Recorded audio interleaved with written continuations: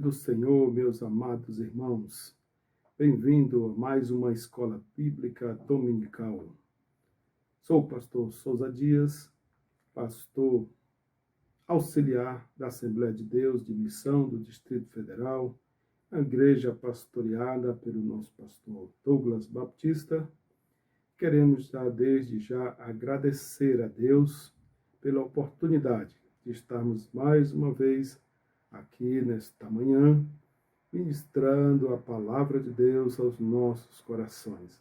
Queremos agradecer também a coordenadora, a missionária Dirley, também ao pastor Carlos Júnior, que é o superintendente desta amada escola bíblica dominical. Todos são bem-vindos em nome de Jesus. Vamos orarmos a Deus para darmos início a esta bendita e maravilhosa escola bíblica dominical. Oremos.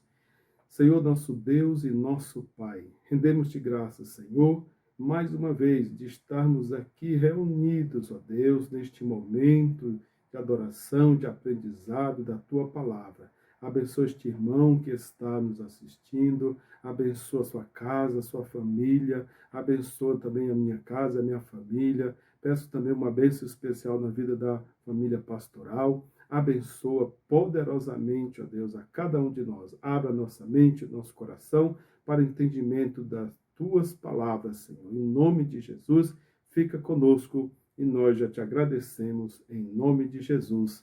Amém. Glória a Deus, amados irmãos. Vamos agora então para a lição de número 4. Hoje vamos estudar a lição de número 4, que tem o tema, o título, A Construção do Templo Enfrentou Oposição. E nesse trimestre, hoje é dia 26 de julho, nós estamos estudando no terceiro trimestre do ano 2020 os princípios divinos em tempos de crise, a reconstrução de Jerusalém e o avivamento espiritual como exemplos para nós, para os nossos dias. Aleluia! Glória a Deus. Então, a nossa lição que foi aí preparada com carinho pela nossa CPAD. Glória a Jesus.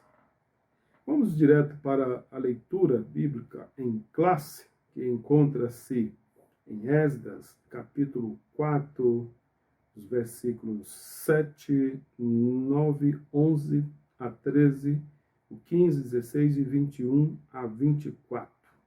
Acompanhe aí da sua casa, e nós estaremos aqui acompanhando, fazendo aqui a leitura desta bendita palavra de Deus.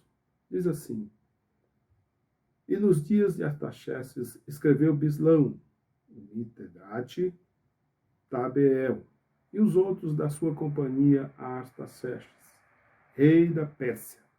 E a carta estava escrita em caracteres aramaico e na língua siríaca. Então escreveu Reum, o chanceler, Sisai, o escrivão, e os outros da sua companhia, dinaístas, arfaxaquistas, tarpelistas, arfaxistas, arquevistas, babilônios, susanquistas, deavitas e lamitas. Estes, pois, é o teor da carta que ao rei Artaxerxes lhe mandaram. Teus servos, os homens daquém do rio, e em tal tempo. Saiba o rei que os judeus que subiram de ti vieram a nós a Jerusalém. E edificam aquela rebelde e malvada cidade, e vão restaurando os seus muros e reparando os seus fundamentos. Agora, saiba o rei, que se aquela cidade se reedificar e os muros se restaurarem, eles não pagarão os direitos, os tributos e as rendas, e assim se danificará a fazenda dos reis. Para que se busque no livro das crônicas de teus pais, e então acharás no livro das crônicas, e saberás que aquela foi uma cidade rebelde e danosa aos reis e províncias, e que nela houve rebelião em tempos antigos, pelo que foi aquela cidade destruída. 16. Nós, pois, fazemos notório ao rei, se aquela cidade se reedificar e os seus muros se restaurarem desta maneira, não terás porção alguma desta banda do rio. Agora, pois, dai ordem para que aqueles homens parem, a fim de que não se edifique aquela cidade, até que se dê uma ordem por mim. E guardai-vos de cometerdes erro nisso, porque cresceria o dano para o prejuízo dos reis. Então, depois que a cópia da carta do rei Artaxerxes se leu perante Reum, Cisai, o escrivão e seus companheiros, apressadamente foram eles a Jerusalém, aos judeus, e os impediram à força de braço e com violência. Todos juntos, então cessou a obra da casa de Deus, que estava em Jerusalém, e cessou até o ano segundo do reinado de Dario, rei da Pérsia. Amém? Glória a Deus, amados, por essa leitura. E o nosso texto áureo, todos juntos, assim edificamos o muro, e todo o muro se cerrou até sua metade, porque o coração do povo se inclinava a trabalhar. Neemias, capítulo 4, versículo 6. Verdade prática: se confiarmos verdadeiramente em Deus, venceremos todas as resistências do maligno. Glória a Deus. Aleluia. Para isso, vamos seguir os seguintes tópicos. Primeiro, nós vamos ver sobre os alicerces do templo são lançados. O 2, os samaritanos opõem-se à construção do templo. O 3, como se explica a falta de resistência dos judeus. E no 4, a reação dos samaritanos quando os judeus cessaram a obra. Glória a Jesus. Os objetivos da lição: o objetivo geral é mostrar que a nossa confiança em Deus nos faz vencer as resistências do maligno. E os específicos são, primeiro, mostrar como se deu o lançamento dos alicerces do templo, saber que os samaritanos se opuseram à construção do templo, explicar a falta de resistência dos judeus e, quarto e último, discorrer a respeito da reação dos samaritanos quando os judeus cessaram a obra. Glória a Jesus. Louvado seja Deus. Amados, então, vamos recapitular as lições passadas. Então, vamos ver quais foram as causas que levou o povo de Judá ao cativeiro babilônico. Os irmãos estão lembrados? Os irmãos podem lembrar que levou o Judá a ser levado cativo por Babilônia?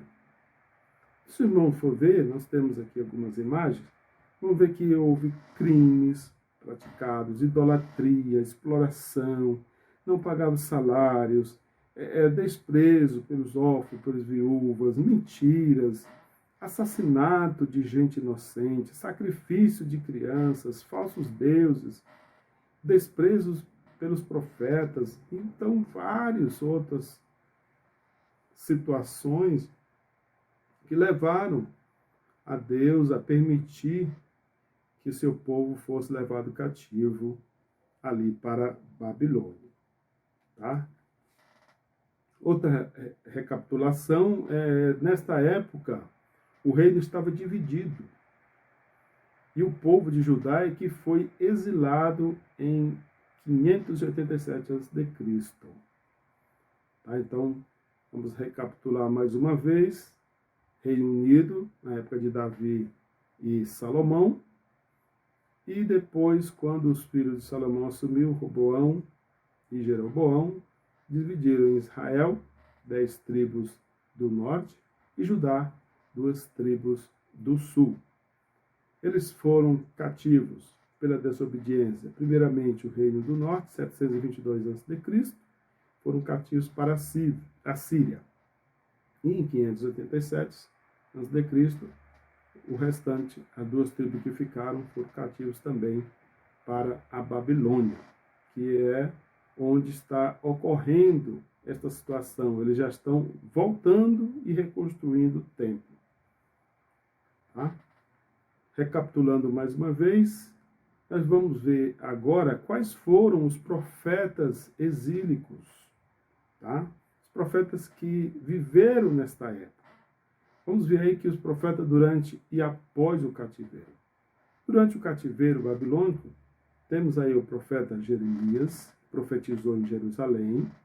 Depois o profeta Daniel, que profetizou lá na Babilônia, no palácio, para os reis.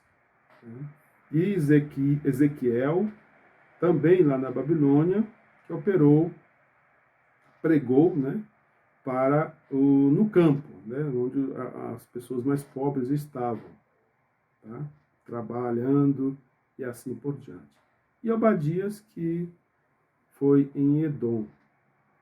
Já após cativeiro babilônico, os profetas que pregaram, que anunciaram, né, a palavra de Deus, foi Ageu, 520, Zacarias, na sequência, Malaquias, que foi o último dos profetas, né, do Antigo Testamento. Tá? Só para relembrarmos. Lembrar ainda mais que o mapa da atuação de profetas do cativeiro, aí que Jeremias ficou em Jerusalém, Daniel e Ezequiel foi para a Babilônia, e a distância aí percorrida era em torno de 1.200 quilômetros. Não era próximo, né? Então, foi uma caminhada bem severa. Daniel aí também profetizou sobre a queda de Babilônia, a ascensão do Império Medo-Persa, né? Aquela estátua de Nabucodonosor, vocês estão vendo aí, que representava o Império Babilônico. Depois, na libertação, o Império Medo-Persa, representado aí pelo peito, tá? O braço, o peito aí de prata. Aí depois, né, quem conquistou o Medo-Persa, o Império Medo-Persa, a Grécia, depois Roma, né, que conquistou, aí é representado aí pelos pés de ferro, e depois os 10 reinos, os pés de parte de ferro e de barro, da estátua de Nabucodonosor, que é praticamente os nossos tempos que estamos vivendo, o tempo da igreja. Tá, irmãos? Só para recapitular. Mais uma recapitulação, para relembrar, a Escritura nos mostra 3 grupos de exilados, né, que retornaram do cativeiro para Judá. Qual foram eles? O primeiro grupo, liderado por Zorobabel, em 536. Então, composto por aproximadamente 50.000 pessoas, eles retornaram, né, para Jerusalém, através aí de Deus usando aí Ciro. O segundo grupo foi em 457 a.C., o líder foi o Esdras, composto aí por aproximadamente 1.800 homens, além das mulheres filhas de servos. E o terceiro e último grupo foi em 444, 445 aí, a.C., o líder foi Neemias, e esse grupo retornou para a reconstrução dos muros. Glória a Deus. E, mais ainda, uma rápida recapitulação, os reis persas da época de Esdras, quem era? Ciro, né, conquistou Babilônia, estabeleceu, né, uma política de retorno dos exilados a Jerusalém, sob a liderança de Zorobabel, né, Dário ou Dario, 522 a 486, apoiou a construção do Templo de Jerusalém. Assuero ou Xerxes, 486 a 465, foi o marido de Esther, permitiu que os judeus se protegessem contra as tentativas de Amã e de eliminarem. E por último, Artaxerxes, que é o nosso tempo que nós vamos estar estudando hoje, 465, 424 a.C., teve Neemias como seu copeiro e permitiu que Esdras e Neemias retornassem a Jerusalém. Glória a Jesus. E sim, a nossa introdução, você pode acompanhar na sua revista. Nós vamos estar resumindo, né, algumas coisas, mas vamos falar das partes mais importantes. Então, após a restauração do altar, que Esdras fez, restaurou o altar, é importante a restauração do altar nas nossas vidas. Aconteceu também ali em Jerusalém. A primeira coisa foi restaurar o altar. Nós já vimos esta lição. Agora, a vida espiritual dos judeus, que haviam retornado do cativeiro, seguia e o que estava escrito na lei de Moisés. Somente esperaram o momento de iniciar a reedificação do templo. Então o altar já tinha sido restaurado, agora o templo seria restaurado. E depois, mais para frente, é que seria restaurado os muros, com Neemias. Mas nós estamos aqui, o nosso período, nosso contexto histórico, é a restauração do templo que vai sofrer aí a oposição do inimigo.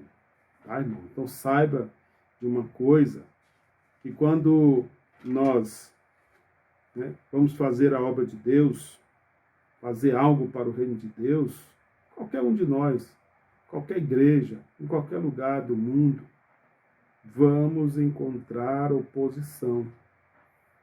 Com certeza vai encontrar oposição.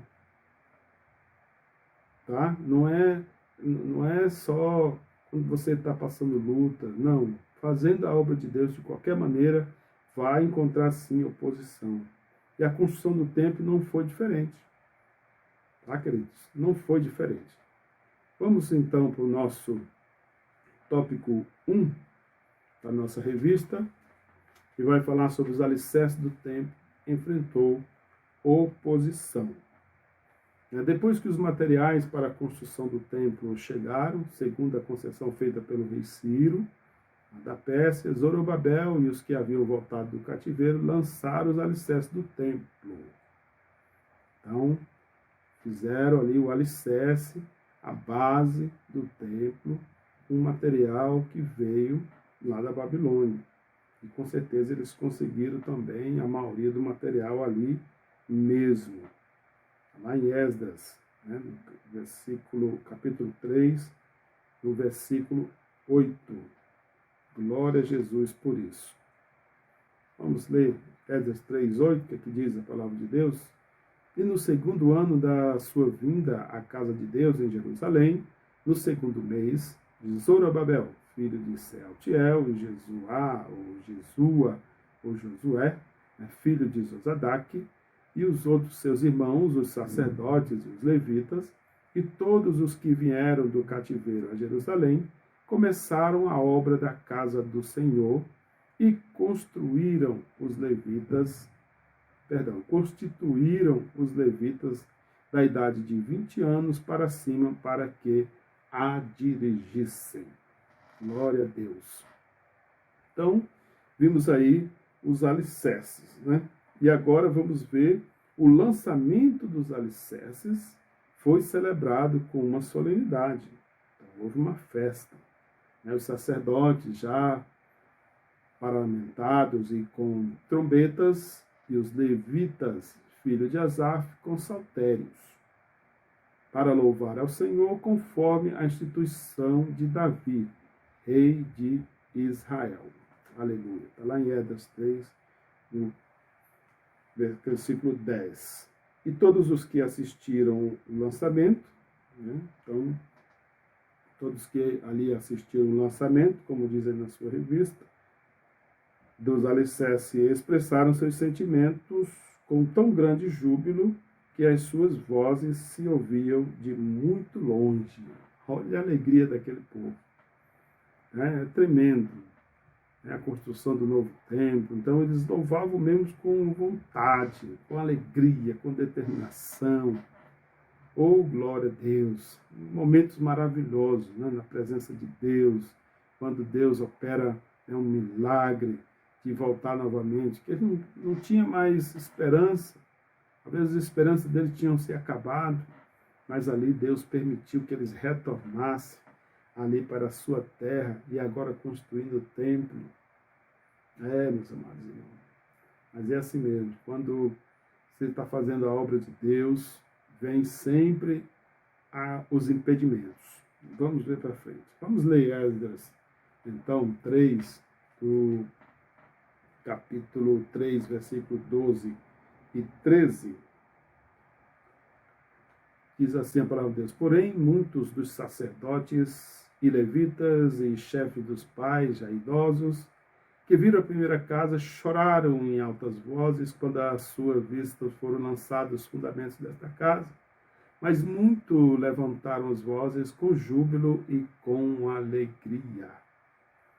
De maneira que não discernia o povo as vozes do júbilo e de alegria das vozes do choro do povo, porque o povo jubilava com tão altas vozes que o som se ouvia de muito longe. Oh, glória! Então não sabia se chorava, ou se ria, ou se festejava, ou se alegrava, porque o júbilo era muito grande. Aleluia, glória a Deus. E a retificação do templo, nós vamos ver aí que essa reedificação do templo foi resultado do despertamento que veio através de Ciro, rei da Pérsia. Esdras 1, versículo 1 e 2.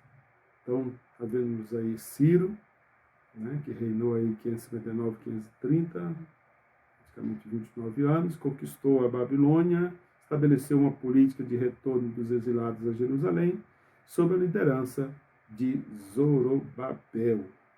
Então, eles começaram a reedificar o templo. E esse despertamento também, um outro exemplo, que vai citar aqui na revista, que é o despertamento pentecostal, que chegou ao Brasil em 1911. Trouxe consigo uma verdadeira renovação da doutrina, da Igreja de Deus, que pode ser simbolizada pelo templo de Deus. É uma comparação, pessoas voltando ali para a sua terra. Também houve um despertamento. Então, Esdras leu, a Bíblia diz que leu o livro perante ali o povo, e o povo se alegrava. Aleluia. Então o povo se despertava. E houve também aqui no Brasil esse despertamento pentecostal. Então, até então só tinha as igrejas tradicionais, mas aí houve um movimento diferente. Aleluia. Movimento santo, vindo ali dos Estados Unidos principalmente, os suecos. Nós já temos aqui Gunnar-Vig, Daniel Berg, que vieram em 1910, ali em novembro de 1910, chegaram em Belém do Pará e ali começaram ali esse ministério maravilhoso ao qual nós pertencemos, que é das Assembleias de Deus do Brasil. E paralelamente também, nesse mesmo período, veio também o Luiz Francesco, que ele fundou a Congregação Cristã do Brasil, também mais ou menos nessa mesma época, ali em março de 1910, onde as pessoas foram batizadas também com o Espírito Santo. Amém? Tudo isso advindo daí do movimento da Rua Azusa e também dos outros movimentos ali que houveram nos Estados Unidos nessa época. Glória a Jesus. E os alicerces do templo ainda enfrentou muitas outras oposições. Mas aqui a Bíblia vai falar sobre este mistério, de uma verdadeira renovação da doutrina da Igreja de Deus, que pode ser simbolizada pelo templo de Deus. E a Igreja de Deus é um mistério que não pode ser compreendida pelo homem natural. Então, 1 Coríntios, tem um texto que está colocado aí na sua tela, 3, 16 e 17, ele diz: não sabeis vós que sois o templo de Deus e que o Espírito de Deus habita em vós? Se alguém destruir o templo de Deus, Deus o destruirá, porque o templo de Deus, que sois vós, é santo. Aleluia! Então, o templo de Deus, amados irmãos, é santo. Então, cuide do seu templo, cuide, cuide espiritualmente, cuide fisicamente, porque é santo o templo de Deus. Aleluia. E aqui ele vai falar sobre o Espírito Santo. Temos aqui os textos correlatos. Vamos ler aqui, 1 Coríntios 2, 14, que diz: ora, o homem natural não compreende as coisas do Espírito de Deus, porque lhe parecem loucura, e não pode entendê-las, porque elas se discernem espiritualmente. E o Espírito Santo de Deus ainda quer salientar que Jesus, em pessoa, quer edificar a sua igreja, e ele o faz conforme a palavra de Deus. O texto correlato é Mateus 16, 18, que diz assim a palavra de Deus: pois também eu te digo que tu és Pedro, e sobre esta pedra edificarei a minha igreja, e as portas do inferno não prevalecerão contra ela. Aleluia! Não vai, amados, as portas do inferno não vai prevalecer contra a igreja do Senhor Jesus Cristo aqui na terra. Aleluia!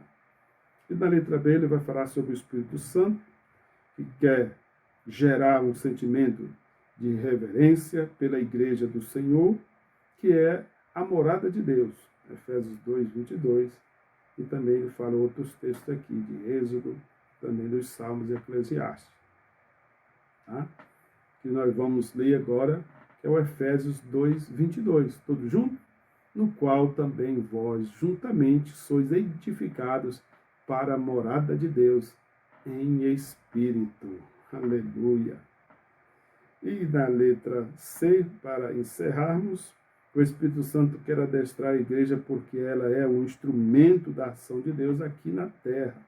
Deus tem um trabalho para cada servo seu na grande obra de evangelização do mundo. Mateus 13, 34. Vamos ver o que está dizendo aqui na palavra de Deus.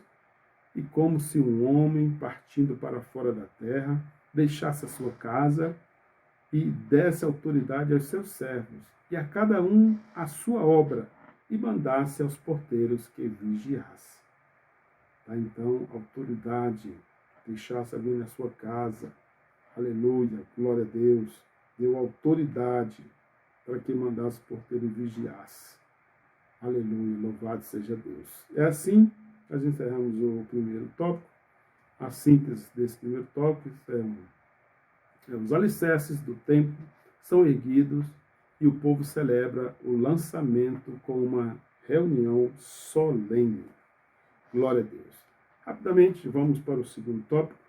Fala sobre o samaritano opõe-se à construção do templo. Entre os moradores da terra estavam os samaritanos. É o subtópico 1. Quando Nabucodonosor levou o reino de Judá cativo para a Babilônia, os samaritanos passaram a morar na terra de Judá. Os irmãos sabem muito bem disso. Então, ali quando o reino era unido, Davi e Salomão, foi dividido Israel e Judá. Então, no norte ficou a capital em Samaria, com as 10 tribos, e ao sul a capital Jerusalém, tribo de Judá e Benjamim. Em 722 foram levados cativos.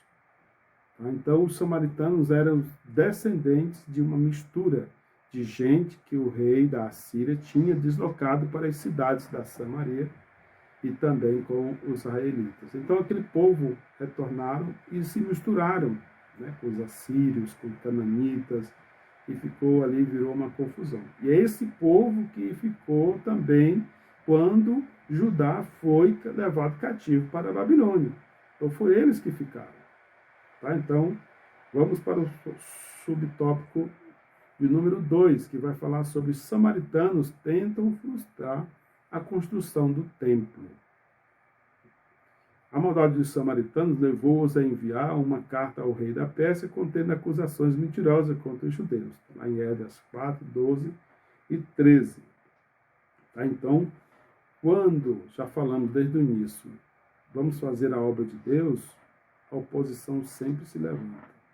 Então, aquele povo, aqueles samaritanos se juntaram ali e escreveram ao rei da Babilônia, agora não mais da Babilônia, sim do Medo-Persa, Artaxerxes, que estava sendo o rei, o imperador, nessa época, escreveram para eles. Então, o rei, ele que recebeu aquela carta, não conhecia bem o assunto e mandou parar a obra. Ele não conhecia mais. Foi Ciro que tinham mandado reconstruir. Mas aí já surgiu outros reis, né? Xerxes e agora Artaxerxes, que é neto, né, de Ciro, então já não conhecia. Então ele mandou embargar a obra, mandou parar a obra. Terrível. Tá? E assim nós encerramos aí o segundo tópico com a síntese desse segundo tópico, que vai dizer: os samaritanos que estavam entre os moradores da terra se opõem à construção do templo. Terrível, né? Vamos para o tópico 3, amados irmãos. Como se explica a falta de resistência dos judeus? Como se explica? Né?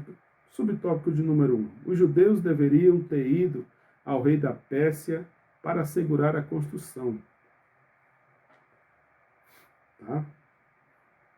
Pois a ordem de construir o templo tinha sido dada pelo Deus do céu, através do rei Ciro, que assinara o decreto da construção do templo.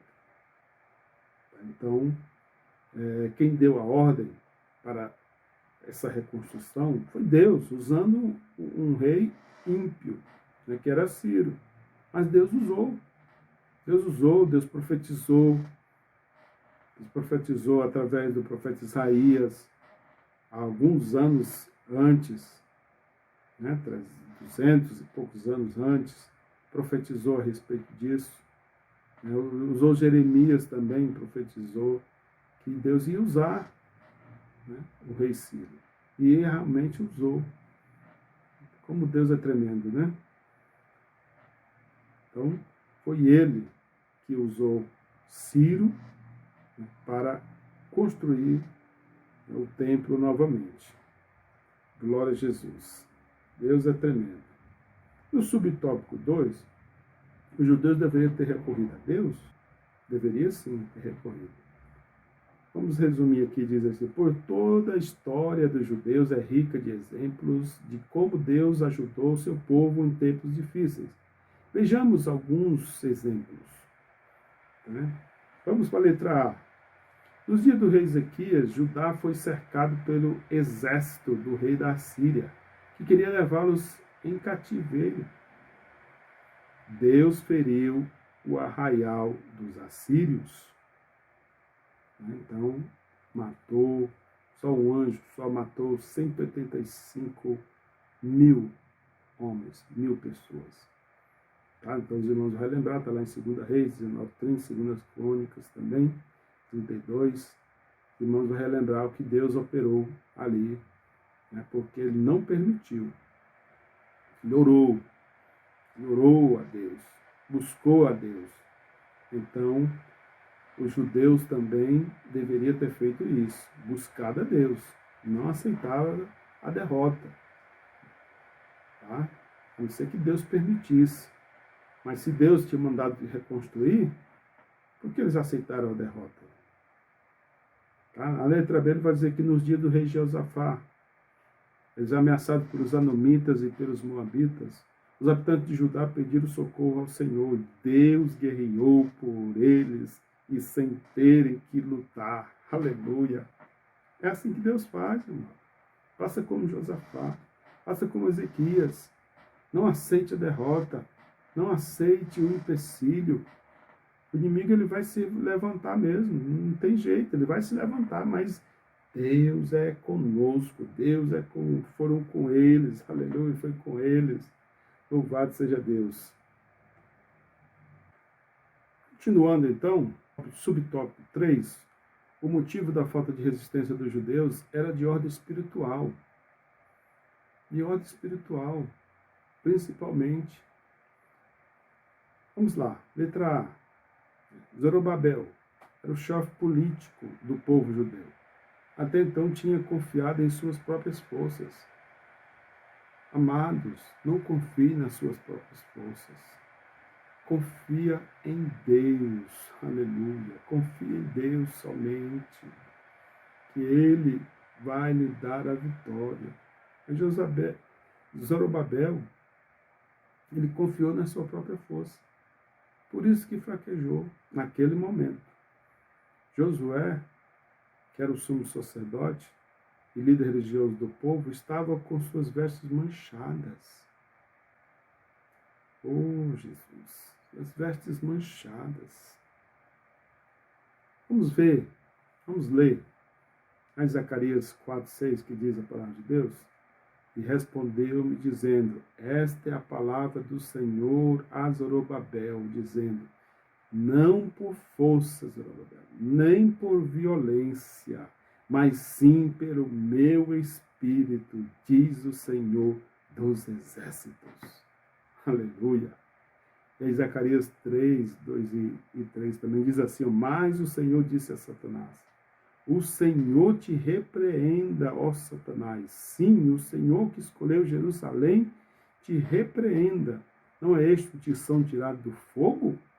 E Josué, vestido e vestes sujas, estava diante do anjo. Estava com as vestes manchadas, sujas. E o anjo ali apareceu para ele, falou: Josué, tira essas roupas manchadas, disse. Manchada, suja.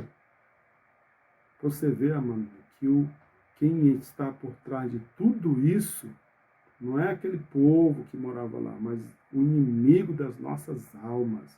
Você vê aí que o próprio Satanás estava ali querendo intervir, né, já batendo palmas ali, porque estavam conseguindo, porque os sacerdotes estavam com suas vestes sujas. Lave suas vestes. A Bíblia diz que devemos lavar nossas vestes no sangue do Cordeiro. As nossas vestes devem ser mais alvas do que a neve. Aleluia. Glória a Deus. Vamos para frente. Terminando aí o tópico 3, a síntese vai dizer que os judeus não resistiram à oposição dos inimigos e param a construção do templo. Vamos para a última subtópico da nossa lição, que é a reação dos samaritanos quando os judeus cessaram a obra. Subtópico 1 vai falar sobre a tristeza dos judeus. O povo tinha ouvido falar de que o Deus do céu estava do lado dos judeus, ajudando-os. O povo tinha certeza disso. Mas e agora? Onde estava seu Deus? Onde estava o Deus? Porque permitiu que a obra parasse. Porque ele permitiu que a construção do templo parasse. Ainda ali nos alicerces, na metade do muro. Então, amados, é momento de reflexão. Né? Então, Deus permitiu porque eles fraquejaram. Não batalharam, não lutaram, como vai fazer depois, logo após, Neemias, que nós conhecemos. Tá? Ele não se deixaram levar por Sanbalate, que era o governador de Samaria, e por Tobias, Gessen. Então, ele não se deixou levar, mas aqui deu um momento de fraqueza em Zorobabel. Josué, sumo sacerdote. Então, é necessário, amados, estarmos confiantes no nosso Deus. Tá? Vamos confiar no nosso Deus. E isso vai trazer alegria para o adversário. Então, no subtópico 2 vai falar sobre a alegria dos samaritanos. No início dos judeus, regozijavam-se grandemente, porém o gozo dos ímpios é de pouca duração. Então, temos dois exemplos aqui, na letra A e na letra B. Na letra A, o gozo dos filisteus, por exemplo, vai lembrar lá dos filisteus que haviam prendido Sansão, terminou em tragédia. Conhecemos a história de Sansão. Então, eles pensaram que tinham derrotado Sansão ao cortar os seus cabelos, tirar-lhe a sua força, mas Deus, nesse último momento ali, que ele se arrependeu e pediu perdão a Deus, Deus ainda deu força para ele e derrubou ali aquelas colunas e todos morreram. Então, a alegria foi maior do servo de Deus, embora tenha morrido ali todo mundo. Tá? Mas o nome de Deus foi glorificado ali. Na letra B, fala sobre a alegria dos sacerdotes que alugaram Judas, né, para atrair Jesus. E a alegria foi de curta duração. Nós sabemos disso, né? Porque logo Jesus ressuscitou e hoje ele vive. Aleluia. Glória a Deus. Subtópico 3, fala sobre o desânimo dos judeus. Então, passado algum tempo, acomodaram-se com a situação e não lutaram pela continuação da construção do templo. Então, não lutaram mais pela construção do templo. Deixaram-se dominar pelo desânimo. Não se deixe, amado irmão. Não se deixe se dominar pelo desânimo. Tira o desânimo de lado. Receba força, receba vigor, receba fé. Aleluia, para vencer o desânimo, para vencer a tristeza, para vencer o cansaço, a opressão, a depressão. Aleluia, glória a Deus. Em nome de Jesus, amado, tira o desânimo da sua vida. Louvado seja Deus. Vamos para frente. Ainda do desânimo de judeus, o desânimo é uma das mais eficazes armas usadas por Satanás contra os crentes. Então é uma arma que o inimigo tem usado para desanimar você, para desanimar a igreja, para desanimar o povo de Deus. Mas não desanime nesta manhã, amado. Diga esta palavra. Anima-te. Coraja-te. Aleluia. Louvado seja Deus. Confia em Deus. Salmo 125 diz: os que confiam no Senhor são como o monte de Sião, que não se abalam, mas firme permanece para sempre. Aleluia. Glória a Jesus. Então não desanime. E qual foi a reação dos judeus? A reação dos judeus. A letra A. Fala assim, alguns conformaram-se, pensando que talvez ainda não era a vontade de Deus construir o templo. Muita gente dessa maneira, né? Não é a vontade de Deus. Vamos parar por aqui. Ora, irmãos, é lembrar que Deus usou um ímpio para trazer o povo para a sua terra, para a reconstrução do templo, a reconstrução do muro, da cidade. Como? Não era a vontade dele de construir o templo? Tá? Então, é um momento de reflexão. Na letra B, falar sobre os outros aproveitaram a interrupção da obra para dedicar-se às suas próprias casas. Ageu 1:9. Outros deixaram de contribuir para a casa de Deus. Ageu 1:6. Terrível. Então buscou primeiro agora os seus próprios interesses e esqueceram da casa de Deus.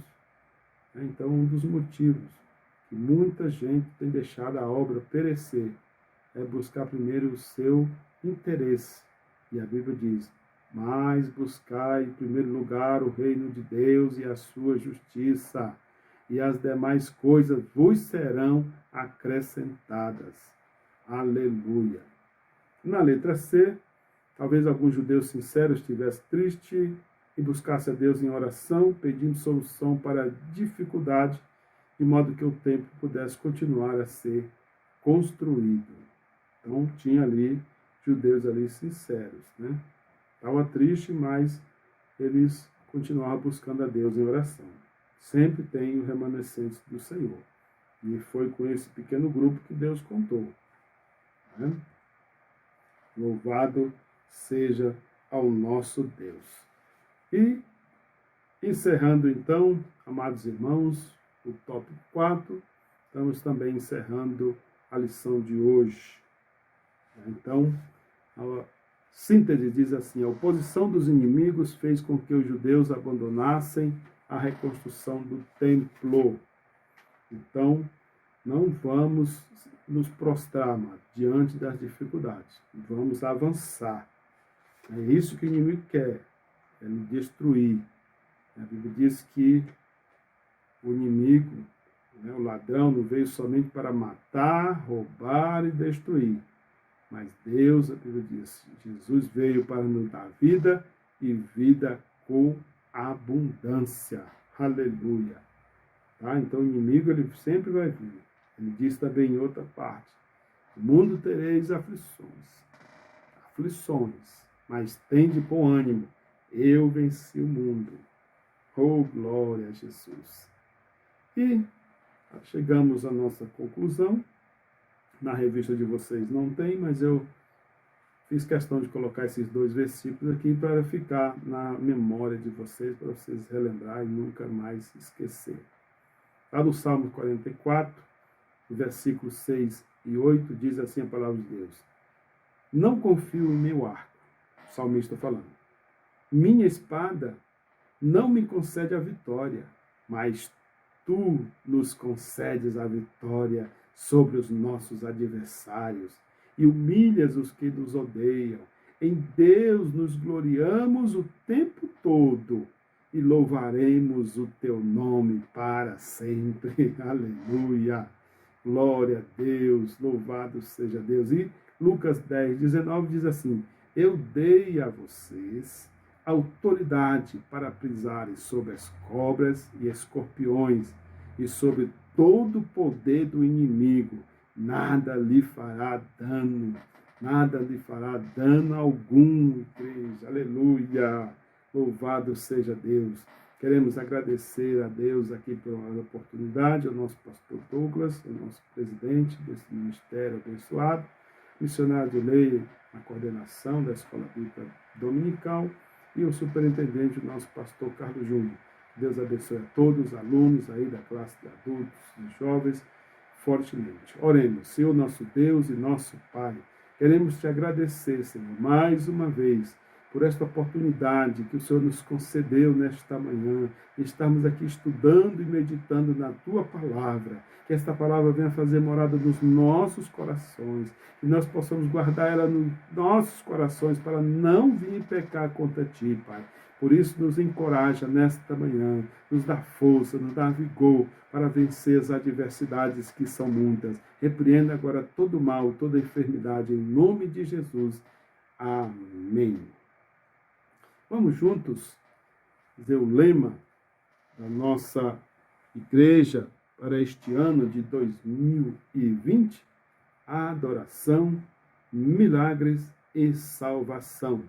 2020, ano de renovo e restauração.